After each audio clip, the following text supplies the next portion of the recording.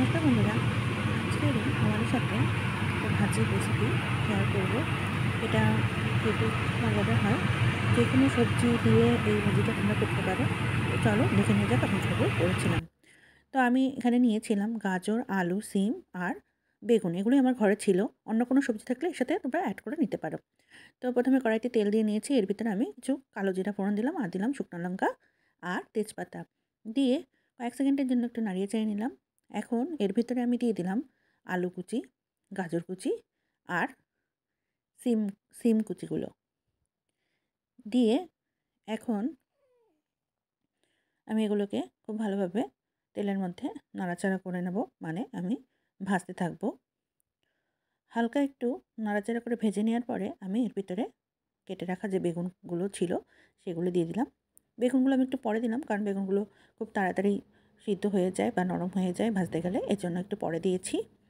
তো বেগুনটা দিয়েও একই রকমভাবে আমি নাড়িয়ে চাড়িয়ে ভাজতে থাকবো। একটু সময় নিয়ে এই ভাজিটা ভাজতে হয়।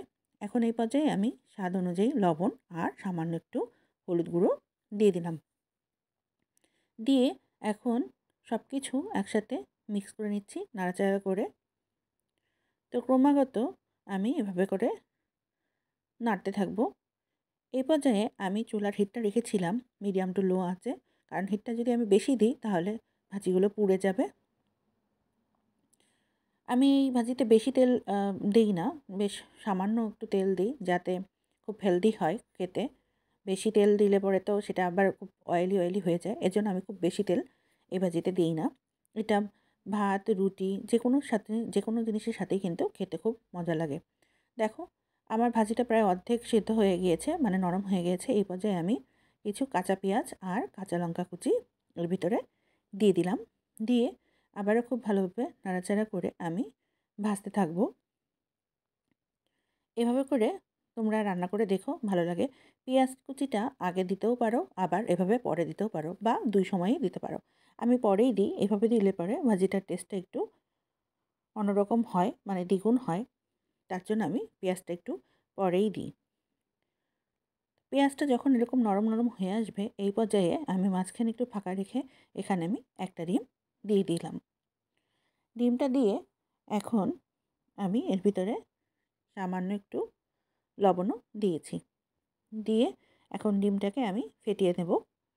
সমস্ত ভাজির সাথে আমি এটাকে নাড়িয়ে চাড়িয়ে নেব। এভাবে করে সমস্ত ভাজির সাথে, মানে যে সবজিগুলো ছিল সব কিছুর সাথে আমি এভাবে করে নাড়িয়ে চাড়িয়ে নেব। এভাবে ডিম দিলে পরে এই ভাজিটার টেস্টটা একটু বেড়ে যায়। এর জন্য আমি এই ভাজিটা করতে গেলে এভাবে করেই করি। আমার কর্তামশাই এই ভাজিটা খুব পছন্দ করে, তার জন্য এভাবে করেই করি। এটা মাঝে বাড়িতে আমরা রুটি দিয়েও খাই, আবার গরম ভাতের সাথেও খেতে খুব মজাদার লাগে আমাদের কাছে। তো এইভাবে করেই আমি করি মাঝে বিভিন্ন রকমের সবজি-টবজি দিয়ে। তো দেখো কথা বলতে ভাজিটা কিন্তু আমার প্রায় হয়ে গিয়েছে, মানে ডিমটা সবগুলো সবজির সাথে বেশ ভালোভাবে ভাজা হয়ে গিয়েছে। এখন আমি আরেকটু নাড়াচাড়া করে এর ভিতরে কিছু ধনিয়া পাতা কুচি দিয়ে দেব। ধনিয়া পাতা কুচি দিয়ে এখন আবারও ধনিয়া পাতাগুলো এর সাথে খুব ভালোভাবে মিক্স করে নেব। একটু সময় নিয়ে একটু ভালোভাবে আলতো হাতে আমি একটু নাড়িয়ে চাড়িয়ে নেব, যাতে ধনিয়া পাতাগুলো একটু নরম হয়ে আসে।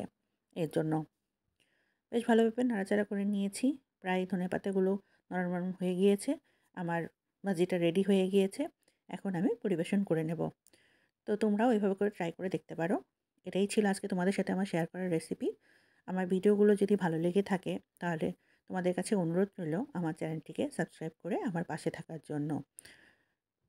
তো আজকে আমি এখানেই আসছি। পরবর্তীতে দেখা হবে নতুন কোনো রেসিপি নিয়ে। ততক্ষণ পর্যন্ত তোমরা সবাই ভালো থেকো। তো আজকে আসছি। টাটা।